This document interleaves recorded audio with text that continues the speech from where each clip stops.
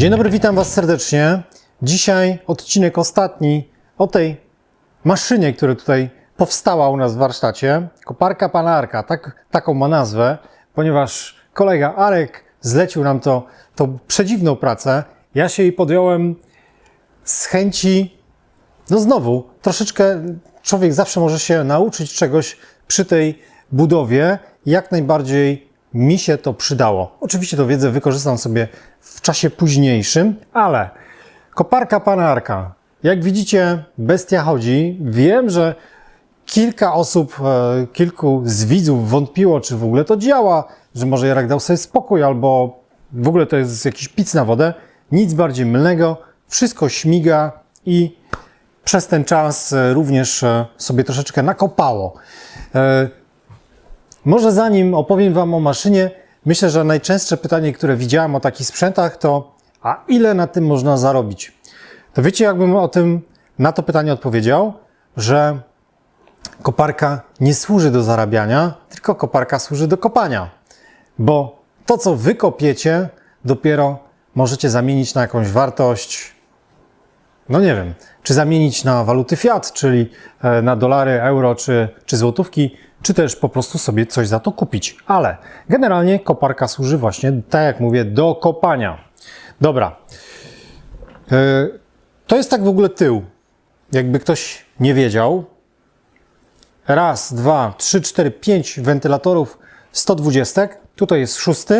Są to wentylatory typowo serwerowe. I one nie są jeszcze włączone. Za chwilę również Wam włączę. Wiecie co? Może tak, zróbmy jeszcze. Będzie szybciej i prościej również dla mnie, żeby Wam to pokazać. Więc zrobimy tak. I teraz zobaczcie, co mamy. 6 kart tych krótkich to są 3070 RTX-y.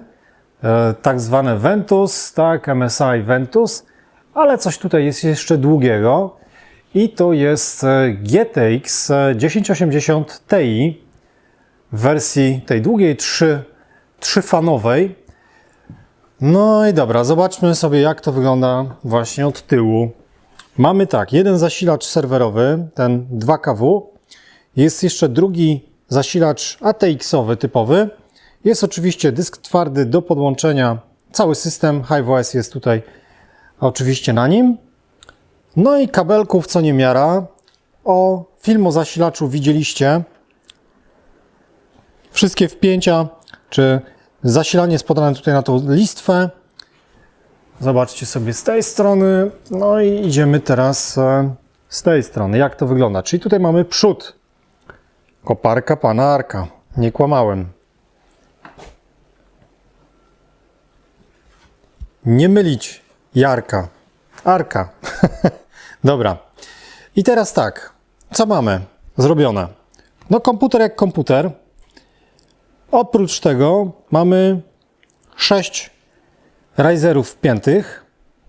Risery, dla tych, którzy nie wiedzą, tutaj jest większa część risera, a tutaj w porcie jest jeszcze jeden element. PCI Express razy 1. Ale jak policzycie, raz, 2, 3, 4, 5, 6, 7 kart, a tutaj mamy 6 portów. Ale tutaj mamy jeszcze coś.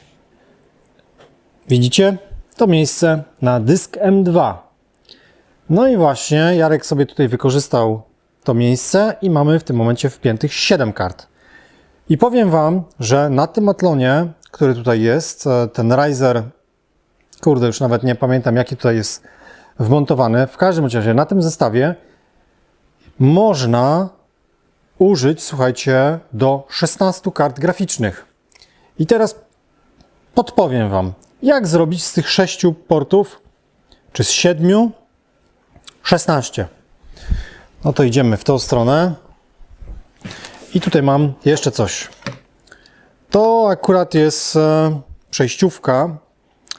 Nawet nie wiem od jakiej płyty. Logo MSI też będzie, więc MSI. I tutaj widać M2 Expander. Zobaczcie. jedna karta daje Wam 4 porty M2. Czyli w te porty, które tutaj są, jesteście w stanie wpiąć to rozszerzenie.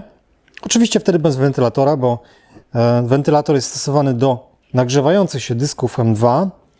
Przy dużych transferach te dyski faktycznie się bardzo mocno grzeją, a kiedy tego nie potrzebujemy, to zdejmujemy i jesteśmy w stanie władować takie ekspandery, czy też przejściówki na USB 3.0 i wtedy już to będziemy mogli wpiąć właśnie do riserów. Co jeszcze Wam mogę tutaj podpowiedzieć? No, podpowiem Wam, czy pokażę również to. Uwaga.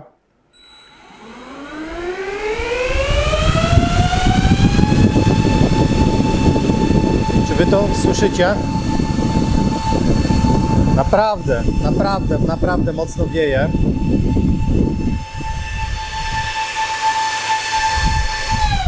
Skręcę to. Słuchajcie, te wiatraki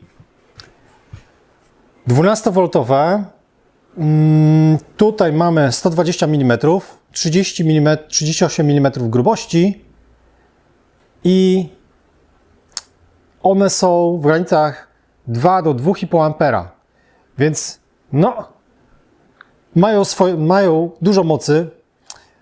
To są chyba 5 albo 6 tysięcy obrotów na minutę. Takie wentylatory, które faktycznie są w stanie to wszystko pięknie schłodzić. I teraz, w tym momencie najcieplejsza według mnie jest ta GTX 1080 Ti. On najwięcej się grzeje, bo również pobiera najwięcej mocy. No i teraz kolejna rzecz, na którą pewnie czekacie, żeby pokazać Wam, jak to działa wszystko na telefonie, ponieważ możemy sterować HiveOS-a, czy zarządzać HiveOS-em zarówno z telefonu, jak i z komputera stacjonarnego. Więc pokażę Wam tutaj szybciutko na telefonie, jak to wygląda. Wchodzimy sobie do zarządzania HiveOS-em. No i mamy odpaloną maszynę. Widzimy, że jest jedna koparka, że ona ma 7 GPU i kiedy wejdziemy sobie w tą koparkę, za chwilkę nam pokażą się, tak jest. Wchodzimy jeszcze głębiej i mamy wszystkie parametry odnośnie każdej karty. Jaka temperatura, jak nastawione jest procentowo chłodzenie i ile tak naprawdę megahaszy na sekundę dana karta nam jest w stanie w tym momencie wykopać. Więc w takiej konfiguracji, jak tutaj widzicie, mamy tutaj 421 megahaszy i to wydaje mi się, że takim jest wynikiem standardowym przy tej konfiguracji, która tutaj jest. Jeśli chodzi o zużycie prądu, tak, bo to jest na pewno też również ważne, same karty 940 W w tym momencie pobierają i myślę, że spokojnie 100 trzeba dorzucić do tej konfiguracji tutaj na dole, więc daje nam w jakieś 1050, coś koło tego. Jest kilka wentylatorów, tak, czyli tutaj one również mogą sobie parę dziesiąt watów nawet pobrać, zależy jak mocno je nastawimy, ale właśnie, bo tutaj nawet mam gdzieś chyba ten watomierz beznadziejny jest, ponieważ ma gniazdo bez bolca, z drugiej strony jest z bolcem. Nie będę kombinował, żeby to wszystko podpinać. W każdym razie w tych 1050 watów powinno się to wszystko zamknąć, tak jak jest teraz. Czy to dużo, czy to mało, nie mi oceniać, słuchajcie, ja tylko miałem jakby to poskładać i uruchomić i to sobie naprawdę stabilnie działa. Również jakby ten HiveOS, ten system jest ciągle rozwijany, to odeślę również Was może na stronę tego projektu. Jest to cały system na Linuxie, który instalujecie. Banalna sprawa. Nie będę tego omawiał, ponieważ to wszystko jest w sieci do znalezienia. Krok po kroku, jak to zainstalować, to jest banał. Image wrzucacie na dysk i praktycznie jest. Później założenie konta na HiveOS, to konto przy koparce, a później przerzucacie sobie to na giełdę czy na portfel, jak kto woli. Jak Wam się podoba maszyna? Nawet tył jest ładny, nie? A z przodu, jak nie wieje, to też jest ładnie. Tyle w temacie, słuchajcie. Temat zrobiony, zakończony i mogę tutaj pomachać. Kopareczka znika, idzie do Arka, a my zabieramy się znowu za jakieś tematy warsztatowe. No myślę, że ten fotel, nie? Trzeba zrobić, bo pogoda coraz ładniejsza. Dziękuję serdecznie za Wasze głosy, za pozytywne, za negatywne, że mam się tym nie zajmować, albo że mam się właśnie tym zajmować i opowiadać na ten temat. Ja mówię, tutaj wiele się nauczyłem, również z elektroniką troszeczkę pogrzebałem i ten zasilacz myślę, że też fajnie uzbroiłem. Dzięki, suby, lajki, komentarze mile widziane. Widzimy się już niedługo. Na razie, cześć.